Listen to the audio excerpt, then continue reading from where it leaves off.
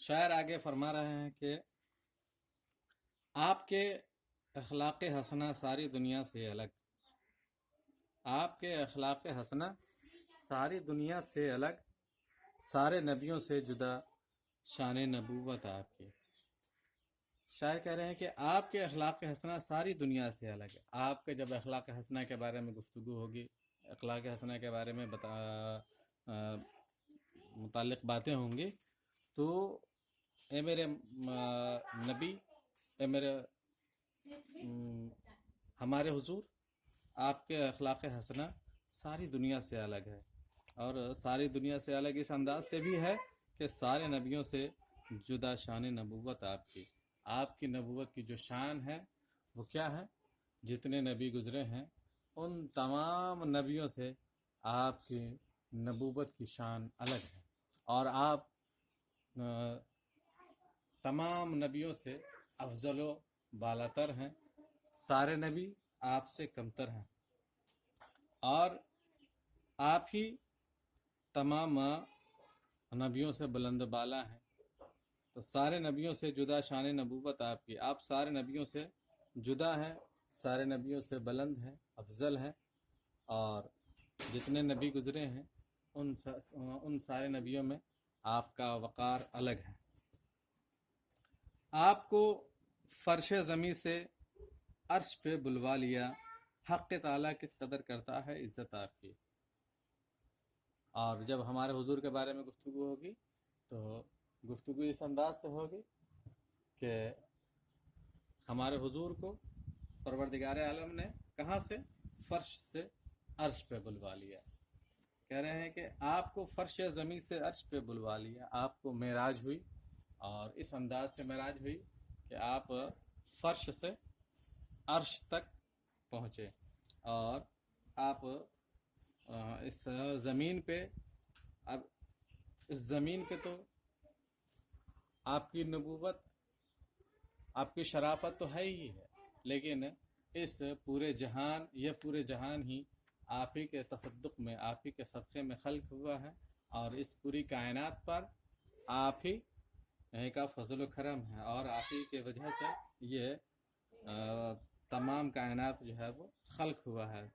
اور جب آپ ہی کے اس سے خلق ہوا ہے تو پروردگار کبھی زمین پہ اور کبھی آسمان پہ بلوا لیتا ہے۔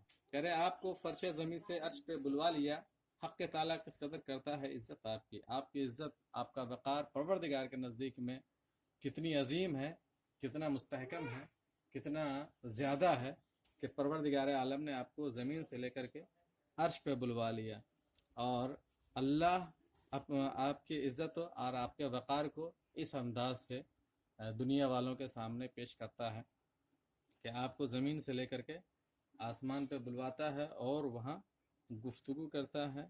تو حق تعالیٰ کس قدر کرتا ہے عزت آپ کی اتنی زیادہ عزت کرتا ہے، آپ کا اتنا وقار، آپ کا منصب مرتبہ اتنا زیادہ بلند ہے کہ اس کا اندازہ کرنا بہت ہی مشکل ہے۔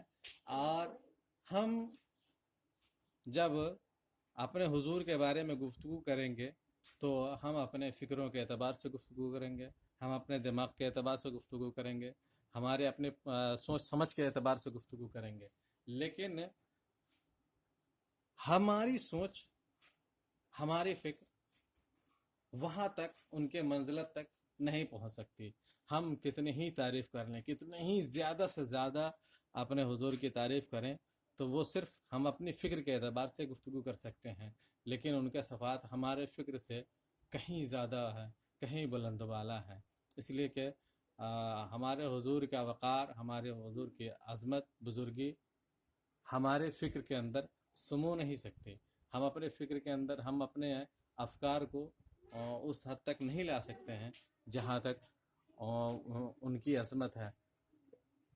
مختصر یہ سمجھ لیں کہ ہماری فکر جہاں ختم ہوتی ہے وہاں سے ہمارے حضور کے مرتبے، ہمارے حضور کے اخلاقیات، شرافت اور تمام چیزیں وہاں سے شروع ہوتی ہیں۔ ہماری فکر جہاں، ہماری بلندی، فکر کی بلندی جہاں ختم ہوتی ہیں وہاں ہمارے حضور کی عظمت و بزرگی شروع ہوتی ہے. کیا کہہ رہے ہیں کہ آپ کو فرش زمین سے عرش پہ بلوا لیا. حق تعالیٰ کس قدر کرتا ہے عزت آپ کی. آپ کو فرش سے عرش پہ بلوا لیا اور بلوانے کے بعد آپ کو اس انداز سے عزت دی کہ اس کا اندازہ لگانا بہت ہی مشکل ہے. اور اس انداز سے کسی کی عزت افزائی کرنا، کسی نبی کی عزت افزائی نہیں ہوئی جس طریقے سے آپ کے اس انداز سے عزت افزائی ہوئی. شاعر کہتے ہیں کہ یہ بھی ایک اعجاز تھا ذات محمد کا ضیاء. اب یہاں پہ شاعر نے اپنا تخلص ظاہر کیا ہے. ضیاء کے بعد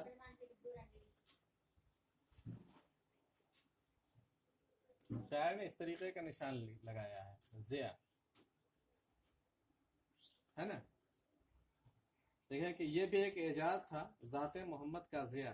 تو اب ضیاء جہاں جہاں پر بھی ایسے اشعار میں اس طریقے کے الفاظ آئیں گے جہاں پر یہ ہوگا تو اس کا مطلب یہ سمجھ لیں کہ یہ شاعر کا اپنا تخلص ہے. شاعر نے اپنا تخلص، شاعر نے اپنا نام بیان کیا ہے اس شعر میں. یہ بھی ایک اعجاز تھا ذات محمد کا ضیاء. کہہ رہے ہیں کہ یہ بھی ایک معجزہ ہے، ایک کرم ہے، ایک سحر انگیز گفتگو ہے، خیالات ہے کہ یہ بھی ایک اعجاز تھا ذات محمد کا ضیاء. سارے نبیوں کو پسند آئی امامت آپ کی. کہہ رہے ہیں کہ سارے نبیوں کو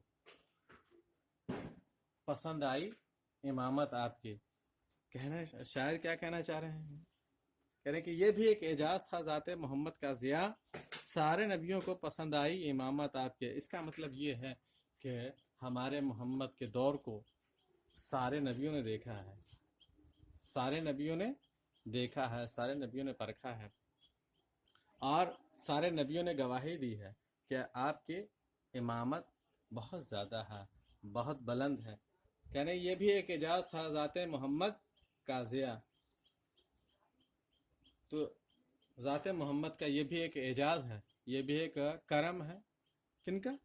ہمارے حضور کا، محمد کا، جس کا نام محمد ہے.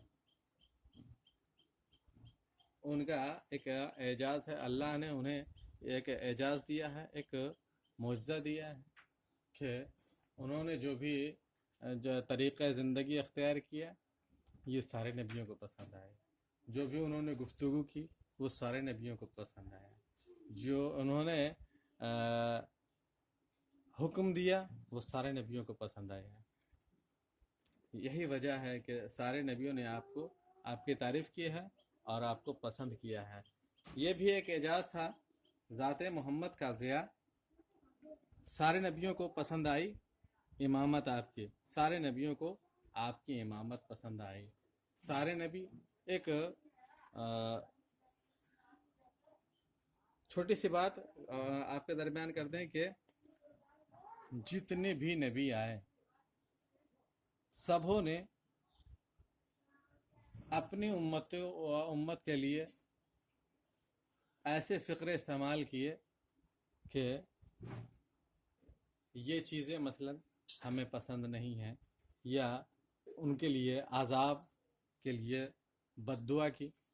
لیکن ہمارے نبی جس کا نام محمد مصطفیٰ صلی اللہ علیہ وسلم ہے، انہوں نے کبھی اپنی امت کے لیے بد دعا نہیں کی اور اپنی امت کے لیے کبھی غلط سوچا نہیں. ایک چھوٹی سی مثال جسے ساری کائنات جانتی ہے، ساری دنیا جانتی ہے، وہ بڑھیا والا واقعہ، ایک ضعیفہ والا واقعہ. وہ ساری دنیا جانتی ہے کہ کس طریقے سے اپنے حسن اخلاق کے ذریعے سے اس پوری کائنات کو سجایا اور سنوارا ہے. اور یہ اس انداز سے سجایا اور سنوارا ہے کہ ان کے کردار، ان کے افعال، ان کی شرافت صرف اسی دنیا تک کے لیے نہیں تھا کہ جب بظاہر اس دنیا میں تھے، بظاہر لوگوں کے درمیان تھے، بلکہ آپ کے اخلاق، آپ کے مرتبے قیامت تک کے لیے باقی و ساری رہیں گے.